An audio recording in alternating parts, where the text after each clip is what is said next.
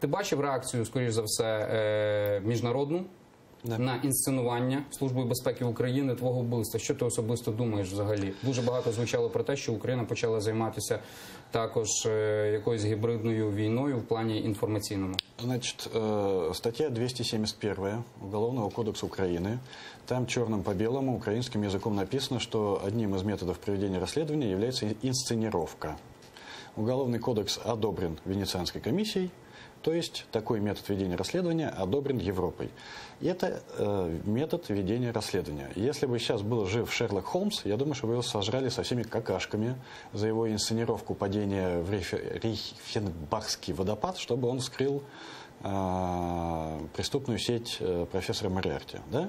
Это для меня является откровением, для меня является удивлением, что для такого количества людей является откровением, что существует такой метод оперативной работы, как инсценировка. Он применяется довольно часто, особенно при заказных убийствах, при бытовых заказных убийствах. Да?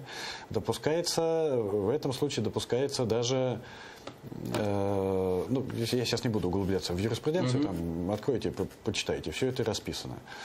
Это первое, это если говорить про работу спецслужб. Второе, не я разрабатывал эту спецоперацию, не я выбирал методы ведения расследования, я дал свое согласие. И я считаю, что... Вот, я читал комментарии, которые ты давал другим СМИ, и ты сказал, что ты не понимаешь, для чего нужна была инсценировка. Я этого не говорил. Слушай, ну я этого не говорил. Это если коллеги так вот это все переворачивают, то это на совести коллег. Я этого не говорил, все записано. Аркадий, я цитирую. Бабченко, вот когда ты посмотришь на «Украинскую правду», 17:55, Бабченко, я не знаю, для чего СБУ нужна была инсценуация. Это вранье, это все вырвано из контекста. Там контекст был совершенно другой. Совершенно другой. Если там и была сказана эта фраза, то контекст там был совершенно другой. А контекст такой. Я не знаю их методов ведения расследования, ведения следственных действий. Если люди считают, что им нужно вот так вот, я им верю.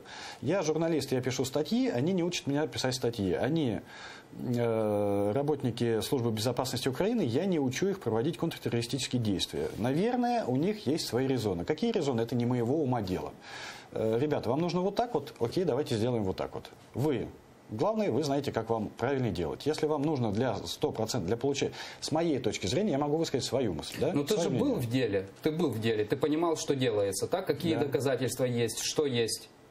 Не все. Мне всю полноту картины мне, естественно, никто не раскрывал. Мне сказали только вот то, что мне надо знать. Всей полноты картины я, конечно же, не знаю. Никто со мной не рассказывал, никто, там, не знаю, отпечатки пальцев или там, паспортные данные кого-то там не показывал. Я не знаю все картины. Но вот с моей точки зрения, насколько я понимаю, это нужно для того, чтобы преступление было завершенным, чтобы были доказательства завершенного преступления. Вы сейчас много